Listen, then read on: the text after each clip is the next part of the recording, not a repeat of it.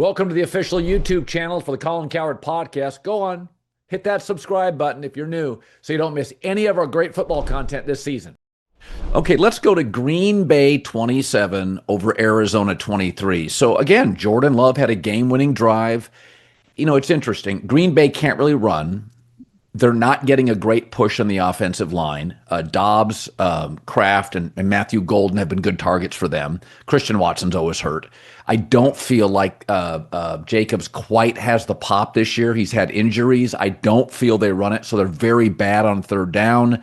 They can't extend drives. But I listen, one of my bets of the week is I took Arizona in the points. I picked 28-24 Green Bay to win close, and it was 27-23. It looked a lot like I thought. My take was Jacoby Brissett or Kyler Murray. Kyler's the better athlete. Jacoby's probably better from the pocket. So I think Arizona at home is tough. I thought they controlled most of the game. I think Trey McBride is a top 3 tight end in the sport. Yeah. Green Bay won. You know, they're really young, and I tend to, like, almost to a fault, apologize for young teams. I really like Green Bay.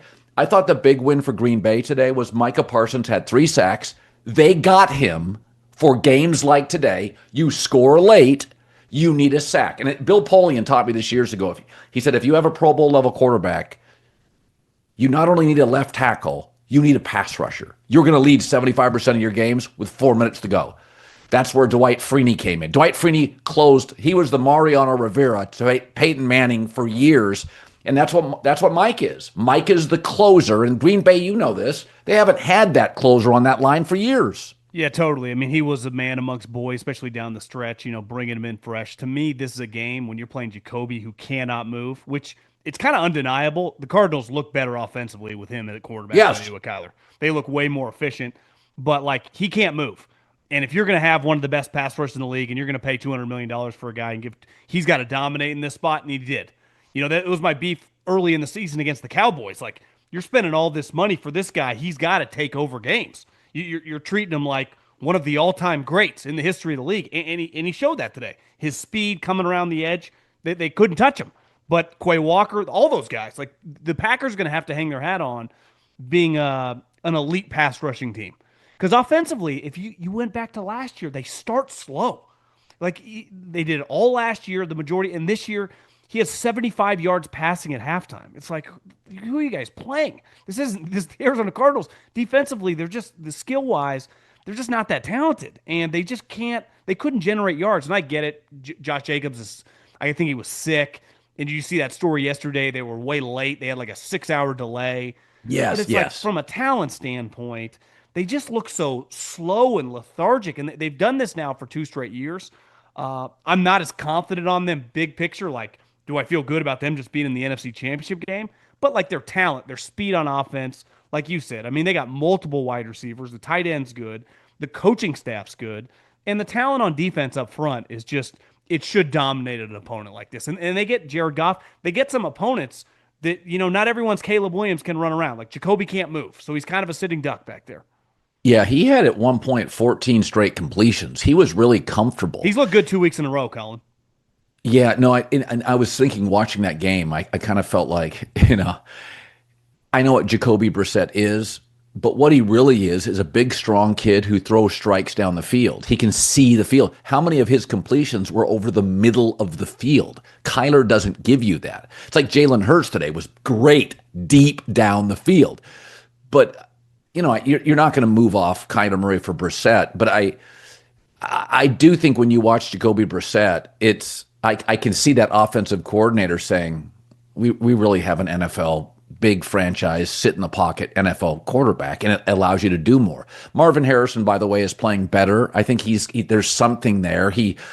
Listen, it's tight ends and wide receivers. It's not always a hit. They're not all JSN. I mean, JSN now is so much better than he was. Ibuka's a rarity. JSN now, year 2, you're like, wow. But I think I don't want to rip Green Bay because I really do think Arizona's got players. I really do think they have 6 or 7 elite players. They're very good at home.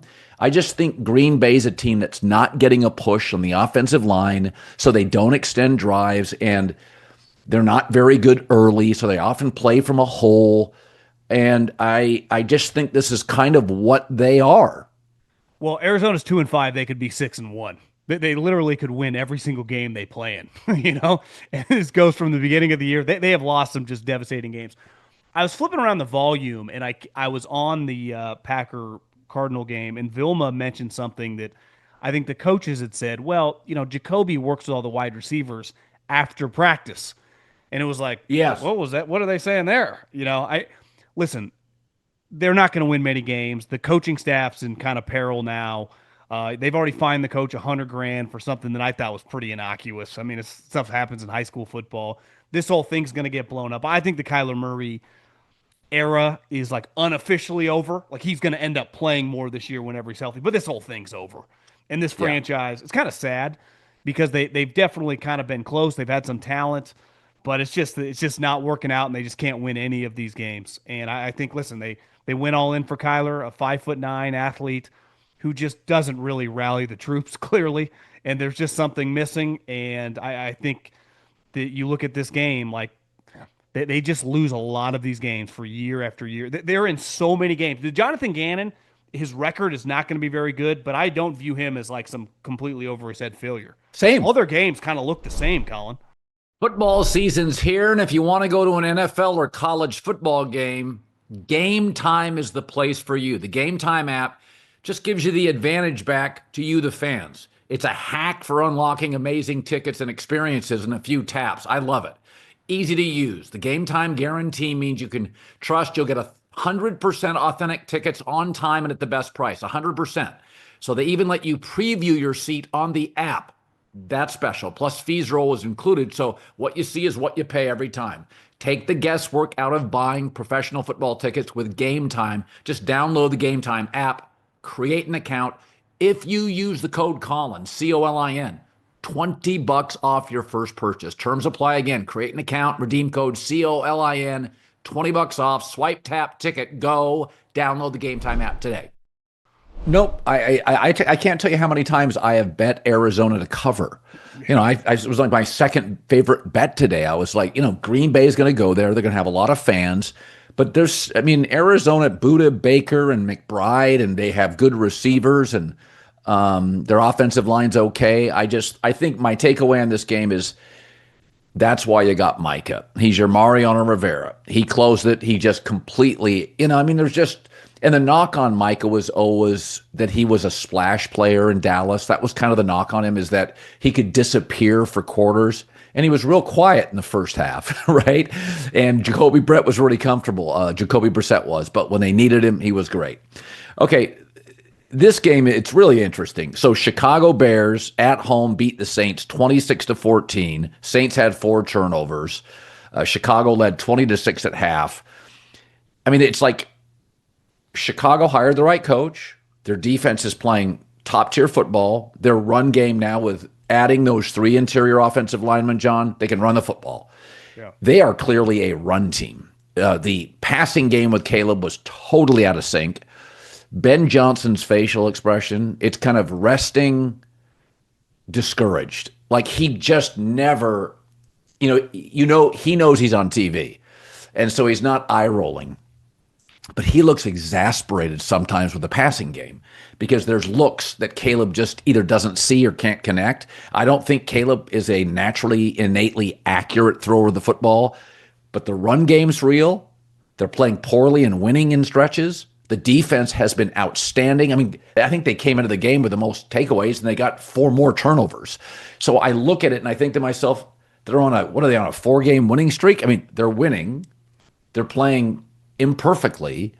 The passing game has moments. Caleb has firepower. He has moments, but it's what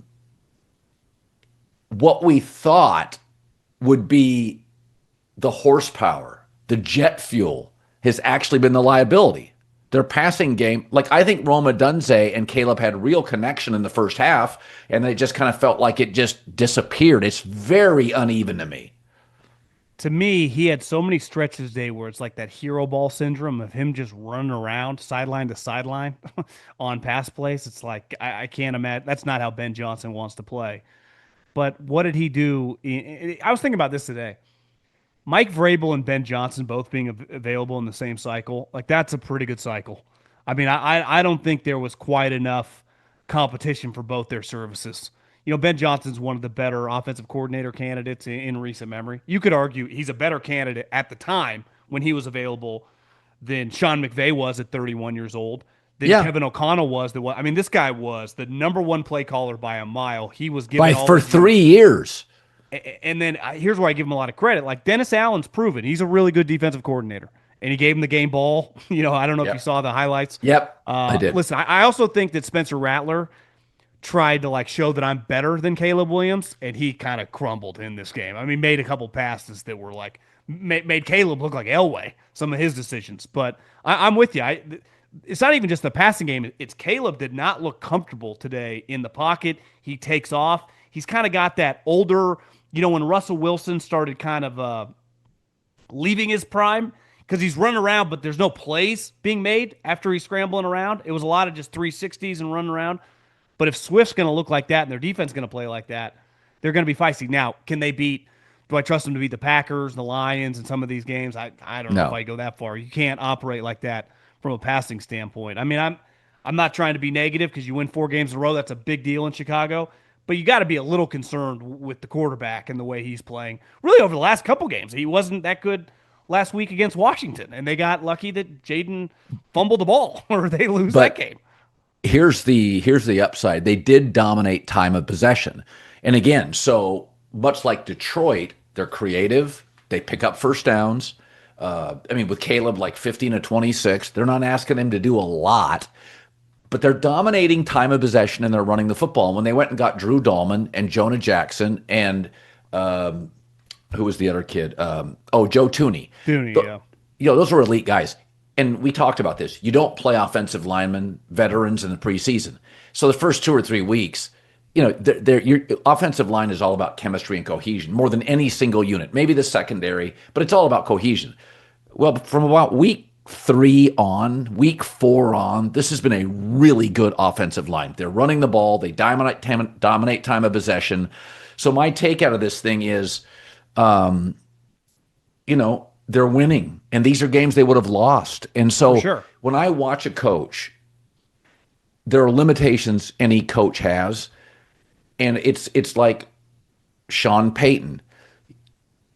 He's doing what he can with Bo Nix, which is second half, they're running more. They're often not very good early, but you can do only so much with what you have. But when I watch the Bears, I think this is a choppy, well-coached team.